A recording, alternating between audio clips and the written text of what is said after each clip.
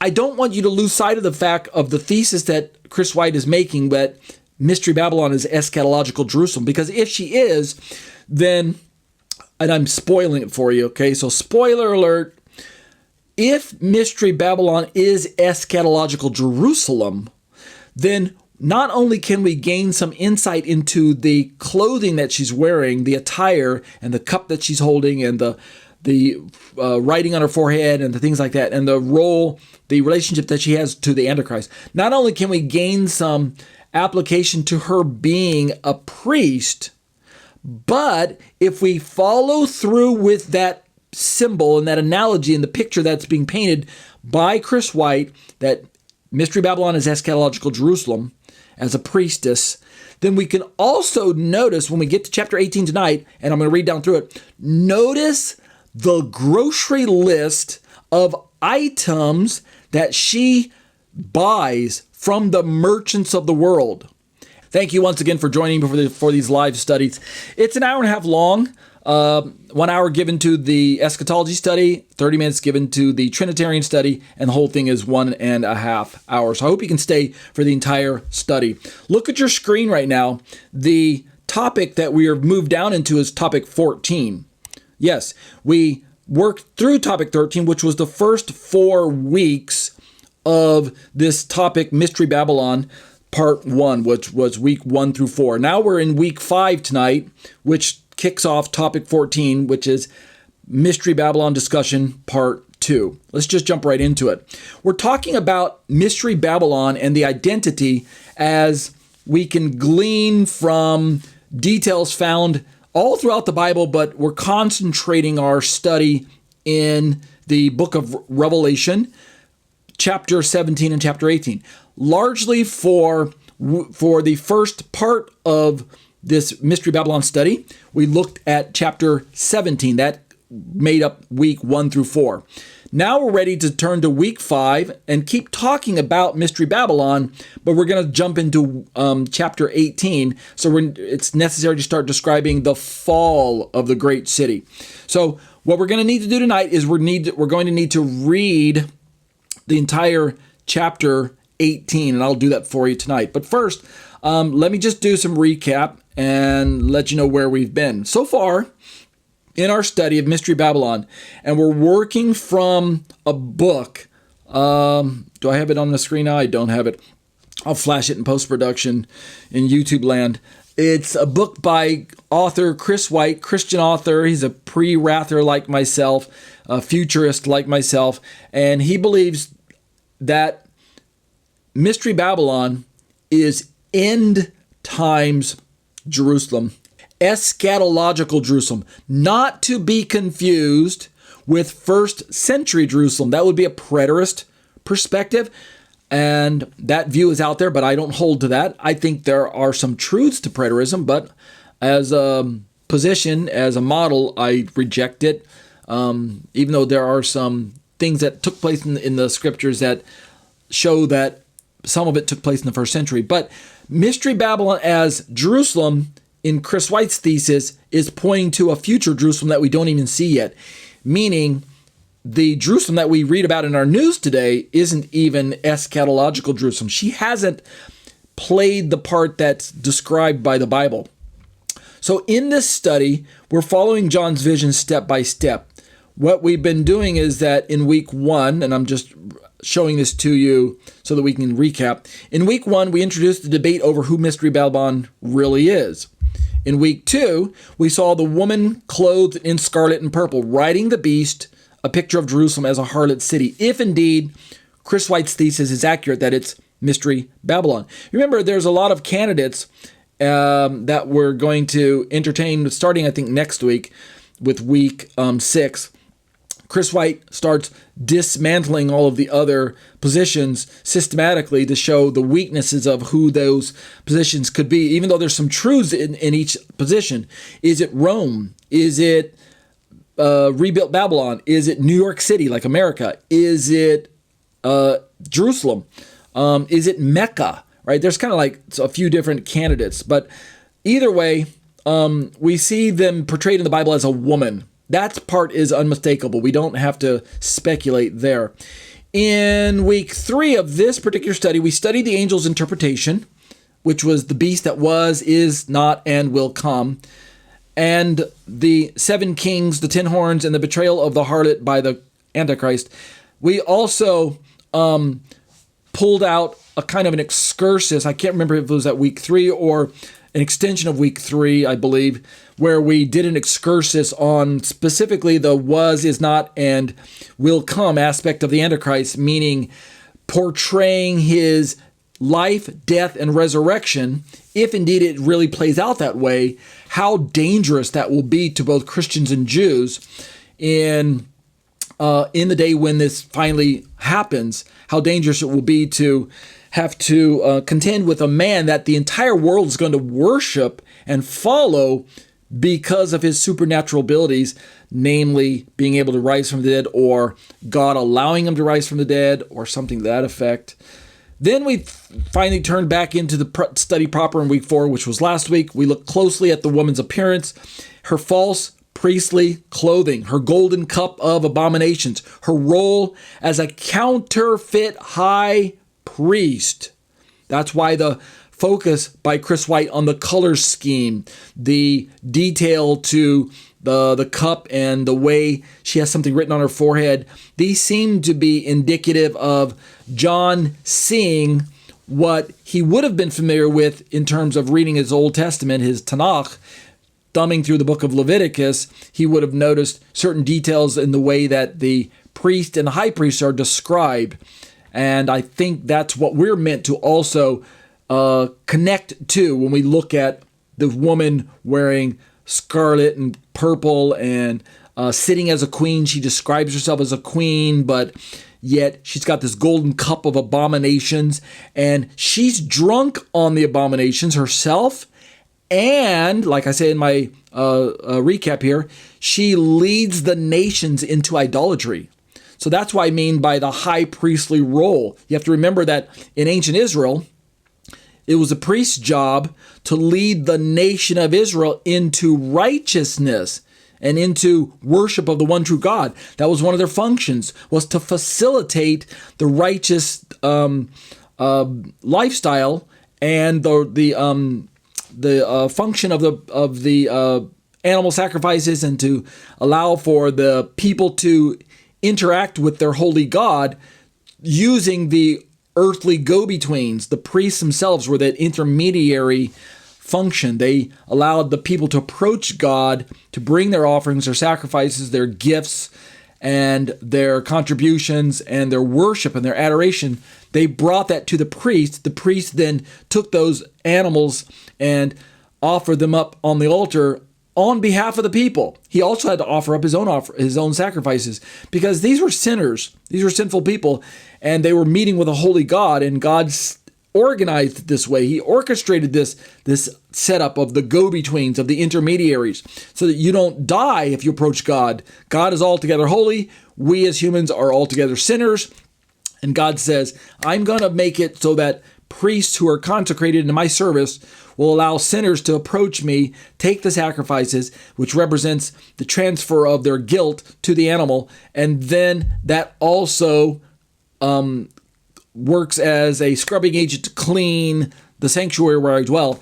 And God will say, this substitutionary system will allow sinners to come before me and to have fellowship with me. And I, for my part, as a God, will look at this unblemished sacrifice, and I will forgive their sin. I will cleanse them ritually, of course, for the animals, and I will then cleanse my sanctuary with this ritual cleansing agent, and then we can fellowship. The relationship is restored. Obviously, from a Christian perspective, all of this points back to the work of Messiah, who is, in fact, our high priest, right? He's that one that we approach, and then he goes to the Father and takes our concessions to the Father, and we can access the throne through the mediatorial work of Messiah. It's clearly substitutionary atonement that we're looking at. Well, when we're talking about Mystery Babylon, in one sense, she seems to be playing that role. She's a mediator between the people and this God. Who's the God in my little schema here? The God is actually the Antichrist, the one who's going to sit in the temple and declare himself to be God. The one who worships himself, the Antichrist man, will worship the God who is actually Satan.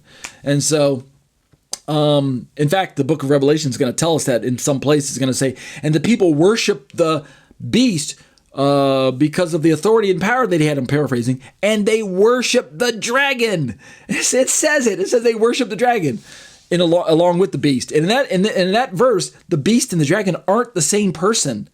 The beast is the Antichrist, and the dragon is Satan. They don't even know it. The people who follow through with this, the earth dwellers, are going to be following headlong into this deception and into this idolatry. So Mystery Babylon is committing a very heinous crime by leading the nations into idolatry. Not only that she's committing the crime herself, but that she's also leading the nations into this idolatry. All right, so tonight in week 5, we're going to turn to Revelation 18, a chapter that shifts from vision to lament. Here, we will see the actual destruction of the great city with mournful cries from kings, from merchants and sailors.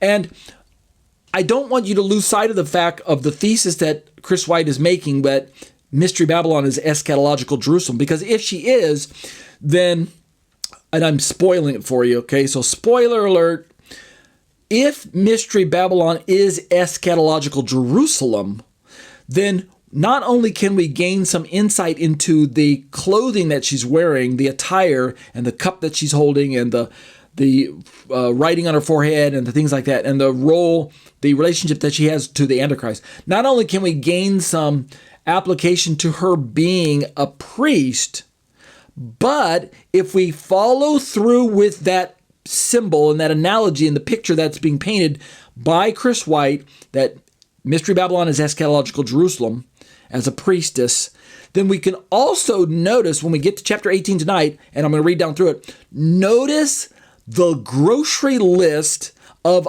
items that she buys from the merchants of the world.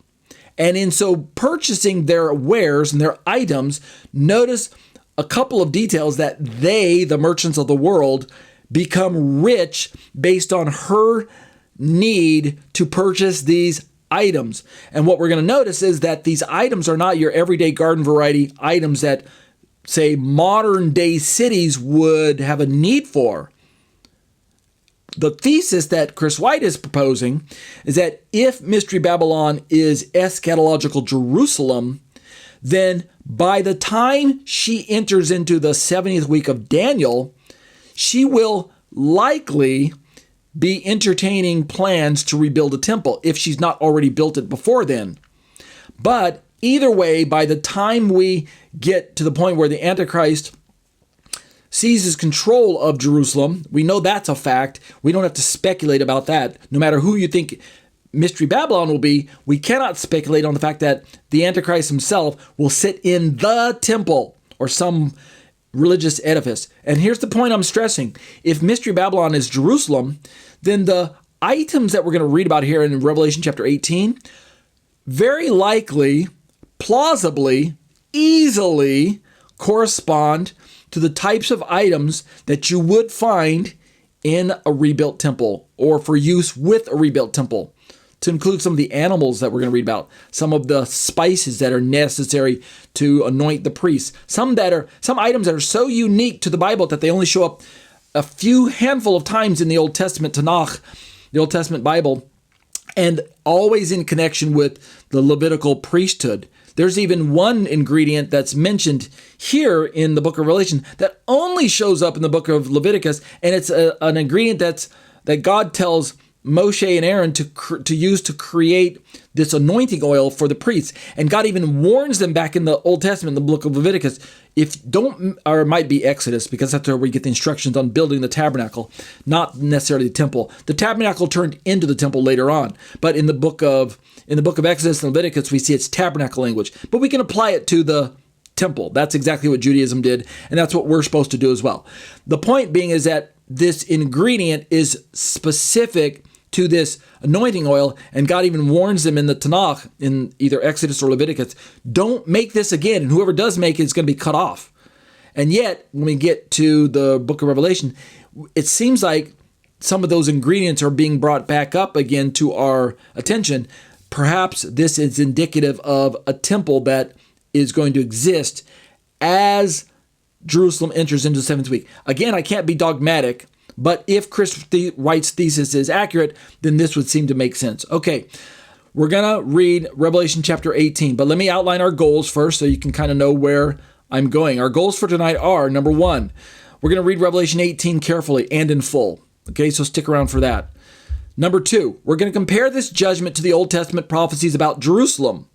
All right, primarily, Jerusalem is the one that needs to be judged if she's the one that plays the part of plays the part of Mystery Babylon. However, we already know from reading our Bible that other nations will be complicit in the crime of idolatry right alongside of Mystery Babylon. So therefore, the nations of the world will also need to be purged and judged as God's day of the Lord wrath sweeps over the earth in the end times and purges it of its wickedness, ushering in the Messianic age where Yeshua is going to reign from his throne here on earth in righteousness. So even though we're going to look at the Old Testament passages that talk about Jerusalem being judged, we have to remember that type and shadow fashion allows for the language in the book of Revelation to not just borrow language about the judgment of Jerusalem in the past. That's one clue, yes. But there are two other major cities in the Tanakh that are heavily judged by God that the writer to the book of Revelation, namely John, borrows as well. He writes about the judgment of Babylon in the Old Testament, meaning Neo-Babylon. And in that language that's in the Tanakh that's referring to Babylon, John pulls some of that language into his judgment of Mystery Babylon. He does that. Also, the city of Tyre, Tyre, on the coast, plays heavily in John's borrowing of language about judgment because God seems to single that city out in the book of the book of Ezekiel. Okay, so we're going to compare this judgment to the judgment in the book of Revelation to the Old Testament prophecies about Jerusalem, but also about Babylon and about Tyre. I didn't write that in my notes here. I should have. I apologize. Point three, that in our goals for tonight, we're going to consider the world's reaction to her destruction. Notice the way the world reacts. Oh, wow, she's gone. In 1 day, they say in 1 hour she's destroyed, even though elsewhere God says it's in 1 day. But notice their lament over her being destroyed. We're also, point four, we're going to hear God's call. Come out of her, my people. Who is he talking to, right? He's talking to my people, but why are they in Mystery Babylon? And then point five, we're going to reflect on how this passage applies to us today. And all in all, I have to say that this chapter is dramatic, it's heavy, it's filled with both warning and with hope. Okay, I'm going to try and stick closely to my notes tonight and stop straying, make it a lot easier for you to follow along. And it might make it shorter, who knows. We've got 45 minutes left in my study. I'm not rushing, but we'll see how this works out. Part one, reading Revelation 18. This should take about 15 minutes. Revelation 18, this is from the New American Standard Bible, NASB. Okay, let me just read. The chapter heading says Babylon is fallen. Starting in verse 1. After these things I saw another angel coming down from heaven, having great authority, and the earth was illuminated from his glory. And he cried out with a mighty voice, saying, Fallen, fallen is Babylon the Great. She has become a dwelling place of demons, and a prisoner of every unclean spirit, and a prison of every unclean and hateful bird. Verse 3. For all the nations have fallen because of the wine of the passion of her sexual immorality, and the kings of the earth have committed acts of sexual immorality with her, and the merchants of the earth have become rich from the excessive wealth of her luxury. Let me pause. If Chris White's thesis that this is speaking of end-time Jerusalem and that we are expecting a rebuilt temple, then when we talk about the merchants of the earth becoming rich, in verse 3 here, from the excess wealth of her luxury, we're likely dealing with, maybe in the first half of the week, a rebuilt temple that requires the merchants of the earth to pour their skills into rebuilding this most luxurious of all of the Jewish temples that have ever existed, with lots of ornate gold and jewels and a spectacle like the world has never seen. Perhaps that contributes to the merchants getting rich from Judaism rebuilding this temple. But first you ask, well, where did Judaism get all that money to rebuild the temple? Well, this kind of plays into perhaps the other part of the prophecies about Antichrist that we sometimes don't catch. It's that he's going to worship a god of fortresses with gold and silver and precious stones. And perhaps, and this is, by the way, in the book of Daniel, chapter 11, and it's picked up again in the book of Revelation, where these gold, silver, and precious stones that we're going to read about here in this chapter, perhaps these are things that the Antichrist, in his global conquest as a man of war, is able to take the spoils from all of the peoples that he has plundered and looted. We know he's going to plunder Egypt. Read about that in Daniel as well. And he's going to acquire all of their gold and silver. And perhaps this great immense wealth is going to allow him to help Judaism build that temple that he's going to eventually usurp and take over himself one day. And perhaps then demand that the rest of the world pay sacrifices to him, not in animals this time, but perhaps in gold, silver, and precious stones as well. So there's a lot of wealth that's going to be pouring in and out around perhaps Jerusalem at this time, and perhaps that's what we're seeing here in this verse. Again, I admit this is partly speculation, but given the details that we do find in Scripture and the correlations that we can make, I don't think I'm too far out in left field. Let's keep reading verse 4 of Revelation chapter 18. John speaking, I heard another voice from heaven saying, come out of her, my people, so that you will not participate in her sins and receive any of her plagues. For her sins have piled up as high as heaven, and God has remembered her offenses. Pay her back even as she has paid, and give back to her double according to her deeds. In the cup which she has mix twice as much for her. Verse 7, to the extent that she glorified herself and lived luxuriously, to the same extent give her torment and mourning, for she says in her heart, I sit as a queen, and I'm not a widow, and will never see mourning. Notice again her claims of being a queen. Who's her king? The Antichrist. She thinks she's found her husband in the Antichrist. She's so drunk with passion for him that this drunkenness spills over into the drunkenness of the nations. But the Antichrist is able to make her rich. The merchants of the world are enjoying that wealth as well. They participate in that wealth. They get rich from her own riches. So somehow she's able to be rich and able to pay them. Verse 8, for this reason in one day her plagues will come. Notice here it says one day, but later on when we read the lament of the merchants, they're going to say in 1 hour. Maybe that's hyperbole on their part, for in 1 hour. But the angel says for one day. There's no contradiction here. We're just talking about the speed at which she falls. Could it be 1 hour? Yeah, I likely think that's more like one day, or this is just one moment. Could be a few days, but either way, it's very quick. For this reason, in one day her plagues will come, plague and mourning and famine, and she will be burned up with fire, for the Lord who judges her is strong. Remember also that earlier in the previous chapter 17, the Antichrist and the 10-nation coalition of kings is going to also turn on her. And I think that's the same judgment. God puts it in their heart to fulfill his purposes, to end up judging her. And that's now we're reading about part of that judgment. Part of it also is not just their burning her up. Part of it is also God's obvious, I think his obvious supernatural judgment. So I think it's a little bit of both. But now we have a heading in my Bible that says grief over Babylon, verse 9. And the kings of the earth who committed acts of sexual immorality and lived luxuriously with her. Notice that. They lived luxuriously with her. Not just they're rich and she's poor, but rather they're both rich. Which is why when we look at Jerusalem today, it doesn't match. Jerusalem is not this luxuriously rich city.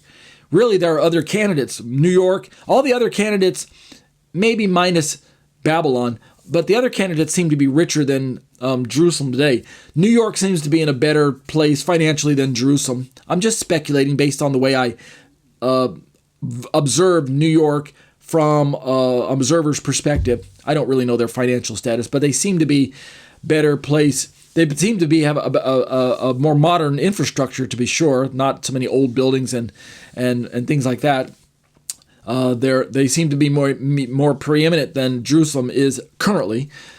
When we look at Mecca and many of the other cities in Saudi Arabia and right there in the Middle East, they are certainly decadent, opulent. There's an amount of richness that the Saudi families and the royal families over there seem to possess because of their oil empire. But either way, if you've just even Google some of the construction projects that some of the cities in Saudi Arabia are constructing, that they're building, even there in Mecca, this giant clock tower hotel project that will kind of frame the Kaaba that's there now, that giant black cube that millions of Muslims worship, the holiest place on earth, Mecca. And let's look at some of the other projects that they're building, the Noaim city or whatever. Is it Noaim? Or is that, maybe I'm getting the name wrong there, but you know what I'm talking about. A lot of the cities there are just ultra modern, really rich, a lot of modern infrastructure and technology and engineering that is just, it's absolutely beautiful, stunning, dazzling. I'll flash these things in post-production. But going back to Revelation 18, the kings of the earth who committed acts of sexual immorality and lived luxuriously with her. That's all you sometimes think it must be Mecca. Real Babylon, not doing so well. They're not looking too rich. King Saddam Hussein, he tried to get that project up and going, but we took him out. So that project doesn't look like it's going anywhere. Vatican City, they've got some gold, some silver, and some luxury there, but they can't really compare to Mecca. But either way, we'll just keep talking about who this might be. But either way, these kings are going to weep and mourn over her when they see the smoke of her burning. Notice they mourn, but it's those 10 kings that aren't mourning. They destroy her. Antichrist, he's not mourning. He wipes her out. He doesn't seem to be mourning. But the merchants, they're mourning. And they're standing at a distance because of the fear of the torment. This is why I think it might be supernatural fire, because they stand at a fear, or they're just trying to get out of town when the Antichrist and the 10 nations launch their attack on her. These merchants are like, we gotta get out of here or we're going to be destroyed too. But they stand at a distance because of the fear of her torment.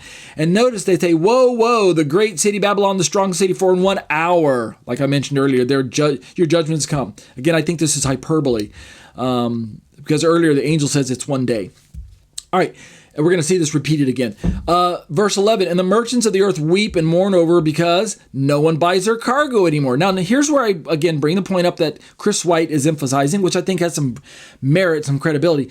I want you to imagine in your moment, when we start reading down through these, that we're talking about a Jerusalem of the end times who has a rebuilt temple and is in need of certain items that we read about in the book of Exodus and Leviticus, certain items in order to keep the temple functioning.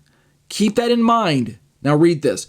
Cargo of gold, silver, precious stones and pearls, fine linen, purple, silk, and scarlet, every kind of citron wood, every article of ivory, every article made from very valuable wood, bronze, iron, marble, cinnamon, spice, incense, perfume, frankincense, wine, olive oil, fine flour, wheat, cattle, sheep, and cargo of horses, carriages, slaves, and human lives.